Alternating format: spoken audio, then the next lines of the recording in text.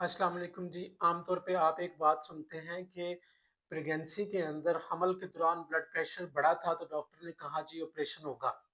इसके बगैर बच्चे की पैदाइश नहीं होगी और माँ की जान को भी खतरा है और बच्चे की ग्रोथ भी नहीं हुई, कमज़ोर है। ये इतना कॉमन क्यों है ब्लड प्रेशर प्रेगनेंसी के अंदर? देखें, इस सबसे पहले तो एक बात ध्यान रखें, ब्लड प्रेशर आम तौर पे पहले वाला हमल में या वो ख़वातीन जो मोटी हों ज़्यादा या कुछ और रिस्क फैक्टर्स भी होते हैं कि ओवल जो है बच्चे की प्लेसेंटा वो ठीक तरीके से ना बनी हो या ठीक जगह पर ना लगी हो तो ब्लड प्रेशर बढ़ने लग जाता है 20 हफ्तों के हमल के बाद, यानी कि 5 महीने का हमल जब हो जाता है तो उसके बाद आमतौर पे ब्लड प्रेशर बढ़ना शुरू हो जाता है। अब ये बढ़ता हुआ बीपी जो है इसके नुकसानात कितने हैं और इसको हम कैसे कंट्रोल कर सकते हैं, इस बारे में बात करते हैं।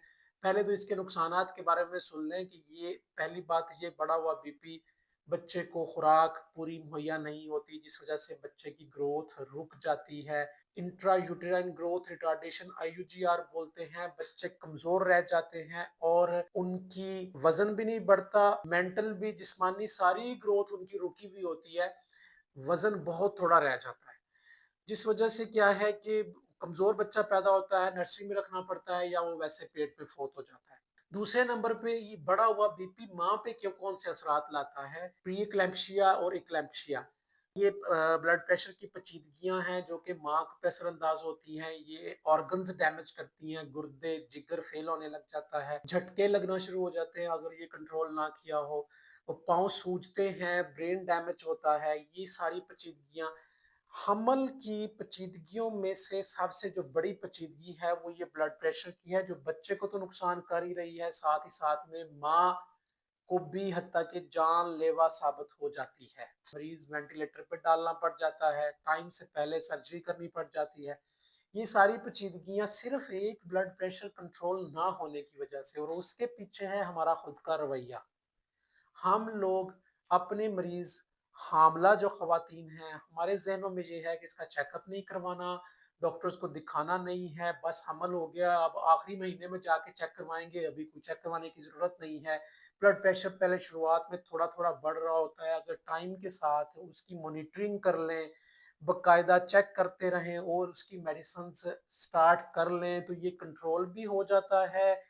बच्चे को भी ग्रोथ में भी मसाइल से बचत हो जाती है और माँ की ये एक्लैम्पशिया, प्री एक्लैम्पशिया जैसी पेचीदगियों से बचत हो सकती है अगर आप सिर्फ इतना सा रवैया अख्तियार करें कि जिस डेट पे आपको आपकी डॉक्टर बुला रही है या बुला रहा है चेकअप के लिए, उस टाइम पे जाके अपने डॉक्टर से मिलें।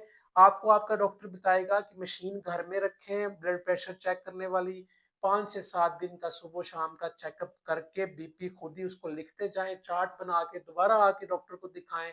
डॉक्टर ने जो आपकी अद्वियात पहले सेट की हैं, कभी कभी उसी के साथ कंट्रोल हो जाता है, कभी अगले दर्जे की दवाइयां देनी पड़ती हैं, कभी उससे भी अगले दर्जे पर जाना पड़ता है। कभी कभी इतना ज्यादा सीवियर किस्म का ये ब्लड प्रेशर बढ़ने लग जाता है कि खाने वाली अद्वियात से काम नहीं बन रहा होता, हमें इंजेक्शन की जरूरत में ब्लड प्रेशर की टीके लगाने पड़ जाते हैं ताकि वो कंट्रोल हो सके। लेकिन ये एक पेचीदगी कुदरत की तरफ से है, ओवल हार्मोन पैदा करती है जो कि हार्मोन जिस्म में जाके ब्लड प्रेशर को बढ़ने का बायस बनते हैं। ये एक कुदरती एक फिनोमिना है, अगर उसको हम कंट्रोल नहीं करेंगे, बाद में इतना वक्त गुजर गया हुआ होता है कि पेचीदगियों के साथ डॉक्टर्स फिर आपका ऑपरेशन भी करते हैं और साथ में आपकी जान को भी खतरे का बायस बनती है ये चीज़।